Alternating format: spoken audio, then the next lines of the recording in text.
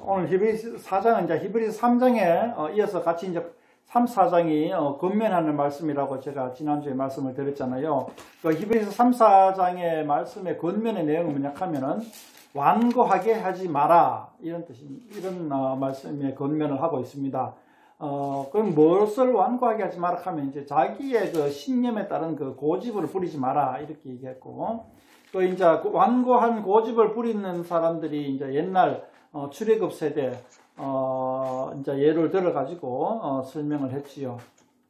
이 완고하게 하지 말라 하는 말은 시편 95편에 나오는 말씀을 그대로 이제 다윗의 시를 그대로 따가온 것인데, 그걸로 해가지고 이제 3장 4장에 걸쳐가지고 계속 완고하게 하지 마라 이렇게 이제 이야기를 하고 있습니다.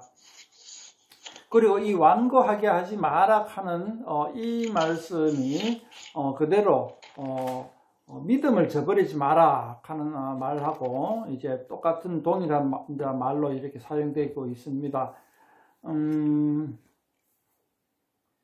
그 3장 12절에 보면은 형제들아 너희는 삼가 혹 너희 중에 누가 믿지 아니하는 악한 마음을 품고 살아계신 하나님께서 떨어질까 조심하라. 그러니까 믿지 아니하는 악한 마음을 품는다 하는 그것이 이제 완고하게 되는 거죠. 그리고 3장 9절에 보면은 거기서 너희 열조가 나를 시험하여 점검하고 40년 동안 나의 행사를 보았느라. 그러니까 이 완고하게 한 사람들의 특징이 아니고 이제 완고한 고집 부리는 사람의 특징? 그게 이제 하나님을 시험하는 거죠. 하나님 시험해가지고 시험하는 게 과연 하나님이 살아계신다면, 하나님이 나를 위하신다면 우리에게 굶어 죽지 않게 해야 되지 않느냐, 우리에게 고기를 줘야 되지 않느냐, 우리에게 물을 줘야 되지 않느냐 하고 그런 식으로 하나님을 계속 시험하는 거죠. 그리고 그 시험하는 게 9절에 보면은 3장 9절에 보면은 40년 동안 나의 행사를 보았느니라. 그러니까 40년 동안 하나님을 시험하고 하나님이 그 시험에다가 이제 응답을 해주고 그런 길이었죠. 그런 것들이 이제 그 믿음과 결부된다는 거 이야기 이제 그거를 갖다가 한번 참고해야 됩니다. 3장 19절에 보면은 이로 보건대 그들이 믿지 아니함으로 능히 들어가지 못한 것이라. 안식에 못 들어갔다는 거죠. 믿지 아니함으로. 요 완고하게 하지 마라 하는 것이 믿음하고 결부된다는 거 잘 우리가 생각해 놔야 됩니다.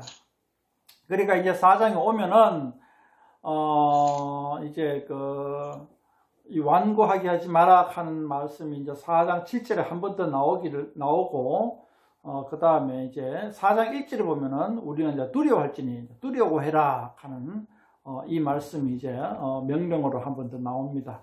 그리고 11절에 4장 11절에 그러므로 우리가 저 안식에 들어가기를 힘쓸지니, 그러니까 안식에 들어가기를 힘써라, 두려워해라, 완고하게 하지 마라, 이 세 가지가 명령으로 4장에는 나오고 있습니다. 그러니까 이 세 가지가 이제 그 하나의 교훈으로 이제 쭉 들어가고 있죠. 그게 이제 하나의 두려워해라, 완고하게 하지 마라, 그리고 안식에 들어가기 힘쓰라 하는 것이 이제 어디로 하나의 이제 귀결점으로 도달하냐 하면은 이제 믿음으로 도달하죠. 14절에 보면은 우리가 믿는 도리를 굳게 잡을지어다. 그러니까 이제 믿음을 굳게 해라 하는 말로 우리가 이제 기계로 볼 수 있다. 이렇게 한번 우리가 말씀을 갖다가 살펴보면 좋겠습니다. 자, 말씀을 한번 차근차근 한번 살펴봅시다. 2절에 보면은 1절부터 봅시다. 1절에 그의 안식에 들어갈 약속이 남아있을지라도 너희 중에는 혹 이르지 못할 자가 있을까 하니라. 여기 이제 3장에서도 이런 말씀이 나왔었죠. 그죠?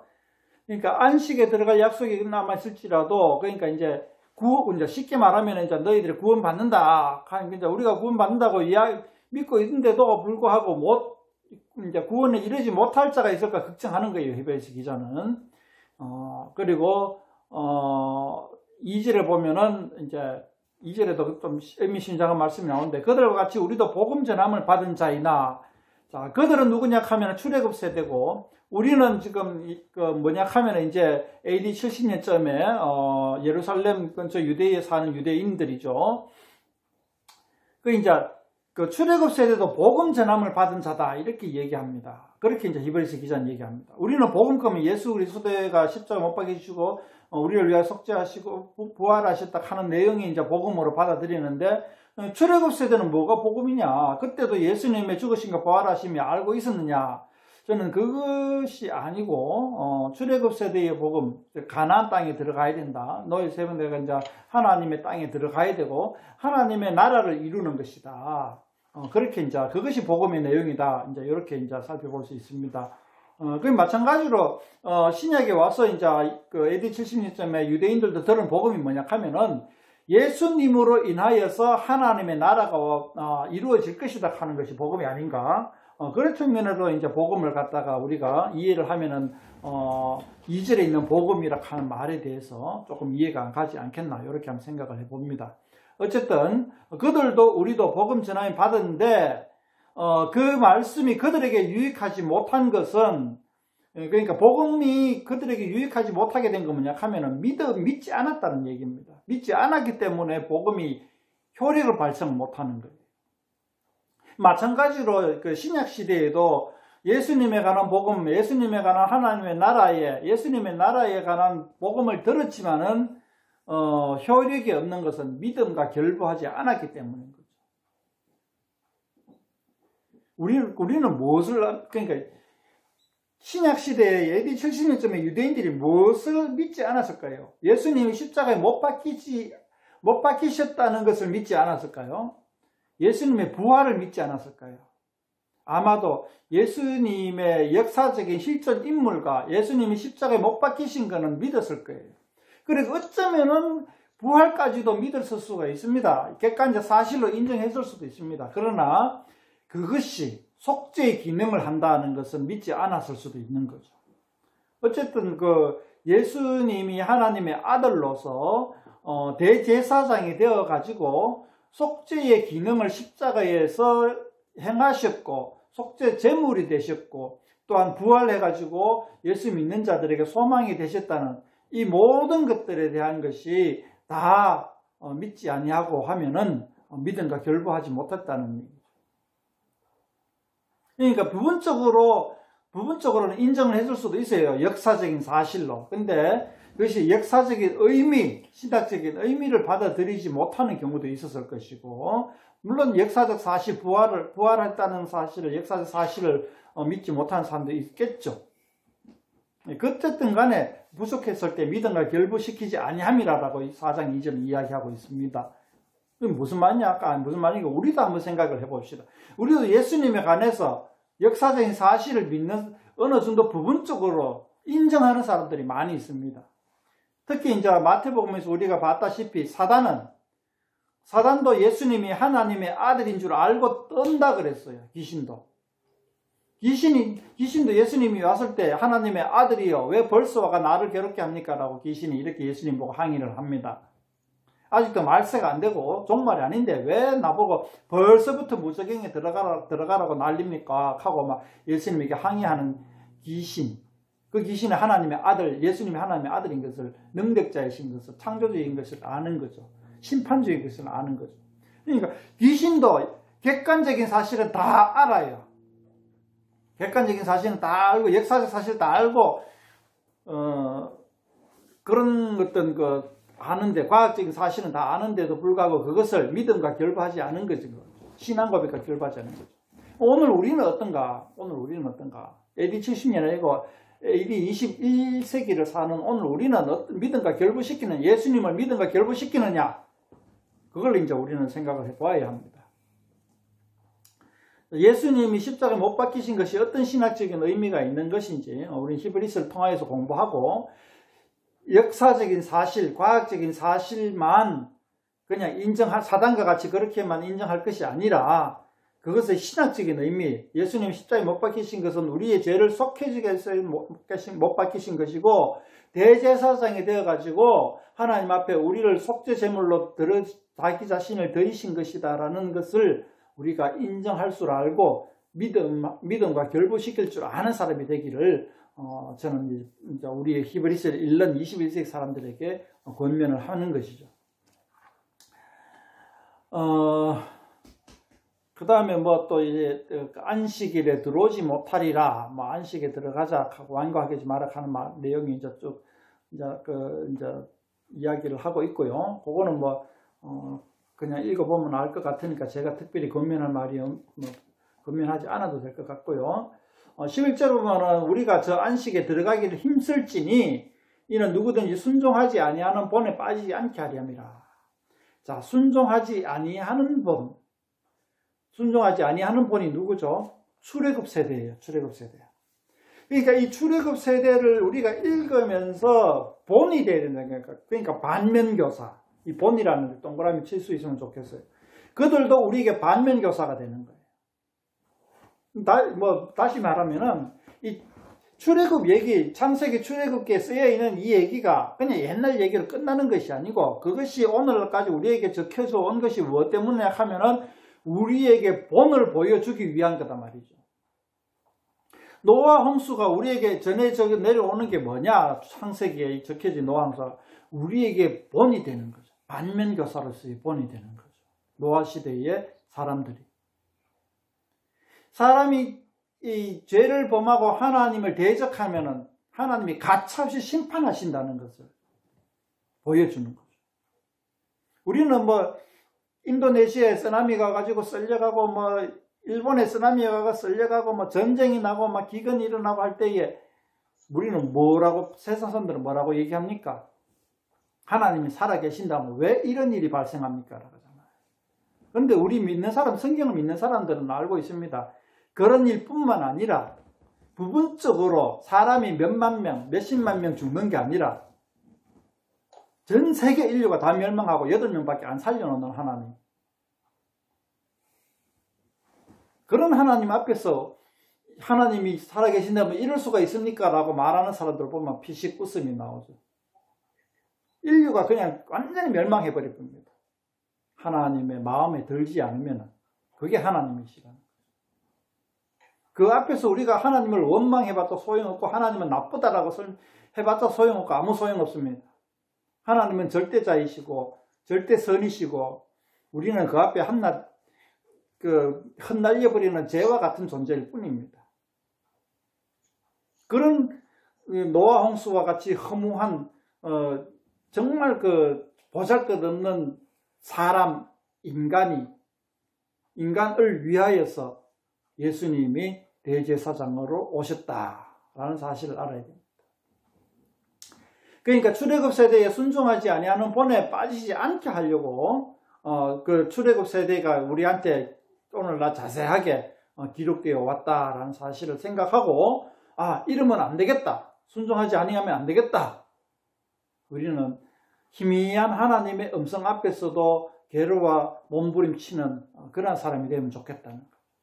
출애굽 세대는 40년 동안 아침마다 만나를 쳐다보고 날마다 낮에는 구름기둥, 밤에는 불기둥을 쳐다보면서도 하나님의 선리하심을 깨닫지 못하고 하나님이 우리와 함께 하신다면 왜 우리가 이렇게 초라한 모습을 가지고 있습니까? 하면서 원망하고 모세를 원망하고 그러고 있는 그 사람들을 보면서 우리는 오늘날 왜 나는 왜 이렇게 살아가야 합니까? 교회 다니면 좀 더 멋있지 않아야 됩니까? 뭐 그렇게 원망하면 안 된다는 거죠. 자, 12절은 우리가 저의 세대의 사람들은 12절의 말씀은 거의 암기하다시피 했습니다. 하나님의 말씀은 살아있고 활력이 있어 좌우에 나선 어떤 것보다 예리하여 혼과 영과 및 관절과 골수를 찔러 쪼개기까지 하며 또 마음의 생각과 뜻을 판단하시네. 저는 아직도 이것이 잘 외워지지 않는데요. 굉장히 중요한 말씀인데 이 말씀을 암송하면서도 이 말씀의 의미를 잘 파악을 하지 못했던 것 같아요. 저는. 다른 사람은 이 말씀의 의미를 파악했는지 모르겠는데 이게 뭐냐 하면은 마지막 심판 때에 하나님이 얼마나 우리 마음속 깊숙한 곳에 있는 생각들을 까발리는지 그걸 얘기하는 겁니다.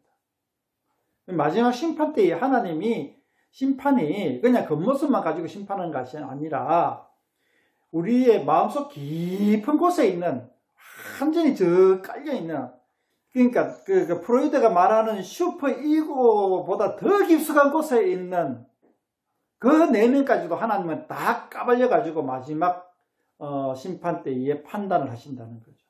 그걸 그 슈퍼 이고를 갖다가 이제 그 성경의 표현이 12절인 겁니다. 그게 뭐예요?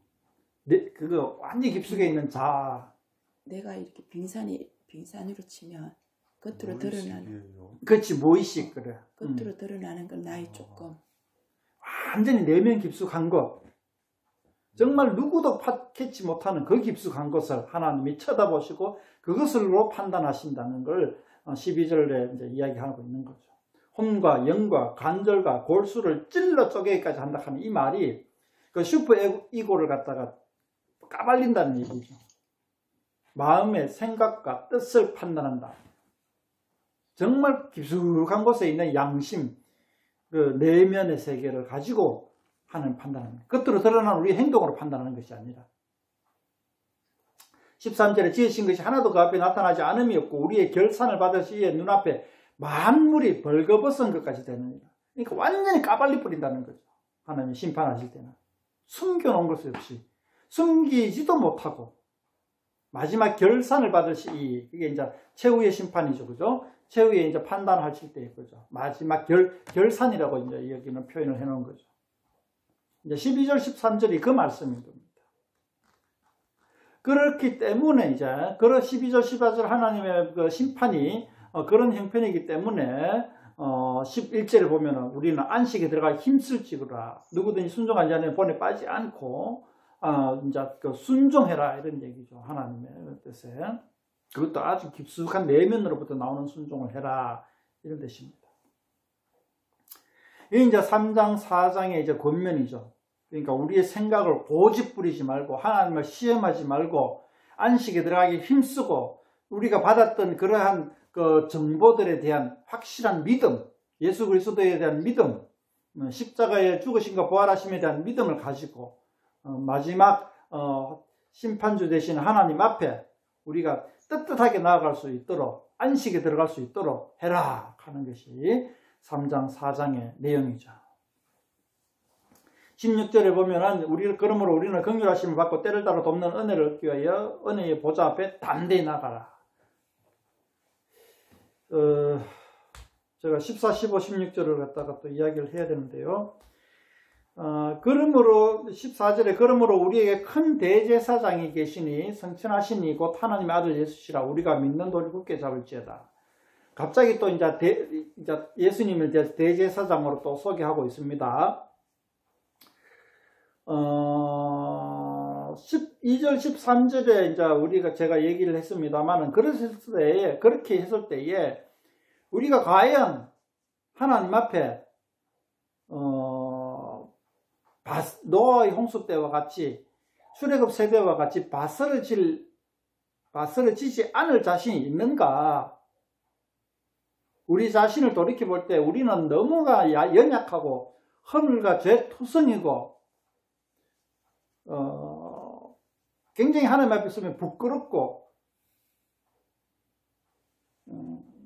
그런 상태고 자신 있는 사람이 솔직히 아무도 없어요. 하나님 앞에 섰을 때에 누구 윤동준가 누군가 뭐 하늘 부끄러 한 점 부끄럼 없기를 뭐 원한다 하는데 한 점 부끄럼 없는 사람은 과연 없을 겁니다. 한 점 부끄럼 없다라고 하는 사람은 완고한 사람. 제가 볼 때에는 우리 인간은 제가 볼 때는 그래요. 이 인간은 다 한 점 부끄럼이 아니고 부끄럼이 많은 거죠. 그 슈퍼 이거까지 다 까발려 봤을 때 부끄럼 없는 사람이 과연 있을까? 석가모니도 아마 부끄럼이 많을 거예요. 그런데 그래서 하나님 앞에 부끄럽기도 하고 이제 뭐 나가지는 못하는 거죠. 하나님 앞에는 그러한 부끄러움, 죄 때문에. 그런데도 불구하고 이제 그럴 때에 예수님 대제사장이 있다는 거죠. 예수님이 우리의 모든 죄를 속량해 주시는 대제사장이 있다. 그 대제사장 앞에 가라. 이제 대제사장을 믿어라. 이런 얘기죠. 15절에 우리에게 있는 대제사장은 우리의 연약함을 동정하지 못하실 리가 아니요 모든 일에 우리가 똑같이 시험을 받으시니 죄는 없으시다. 자, 연약함을 동정한다. 이제 그걸 중요합니다. 큰 대제사장이 되신 예수님께서 우리의 연약함을 동정한다 이런 뜻입니다. 16절에 그러므로 우리는 긍휼하심을 받고 긍휼하심을 받는다. 이걸 갖다 중요하게 생각합니다. 그러니까 우리는 그 연약한 상태에도 불구하고 받을 수도 있고 긍휼하심을 받는다는 거죠. 그 다음에 때를 따라 돕는 은혜를 얻기 위하여 때를 따라서 항상 때를 따라는 수시로죠. 수시로 은혜를 받는다는 거죠. 우리는 그러니까 그 출애굽 세대와 노아 홍수 때와 같이 그냥 심판을 바로 받는 것이 아니라 예수님 덕분에 우리는 수시로 은혜를 받는 거고 수시로 긍휼하심을 받는 거고 수시로 연약함을 동정받는 거죠. 그렇게 하기 위해 우리는 항상 은혜의 보좌 앞에 담대히 나아가라. 은혜의 보좌 앞이 어디냐 하면은 바로 예수님을 믿는 믿음과 순종이라는 거죠.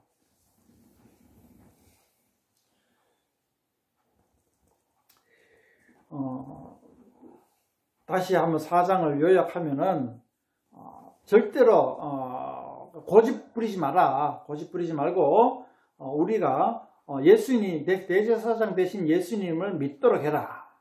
그 믿음으로 이제 안식에 들어갈 힘쓰라 이렇게 얘기하고 있고 그 대제사장 예수님은 우리의 연약함을 동정하고 우리에게 때를 따라 은혜를 주고 긍휼하게 여긴다는 거죠.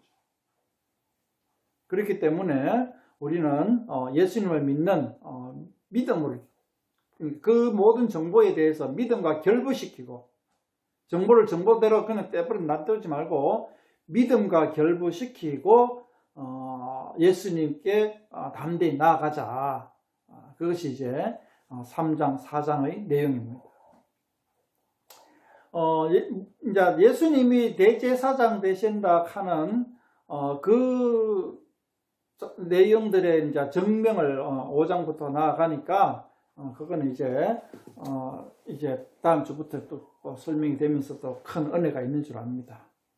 오늘은 여기까지 우리가 완고하게 하지 말고 예수님을 믿는 복음을 믿음과 결부시키도록 하자. 이것을 이제 권면으로 받아들이면 좋겠습니다. 이제 질문 있으면 또 해주시고 본문에 또 이해가 안 가는 부분이 있으면 해주시고 질문하면 좋겠고 제 말이 또 마음에 들지 않는 분은 또 다른 의견을 제시해 주면 좋겠습니다.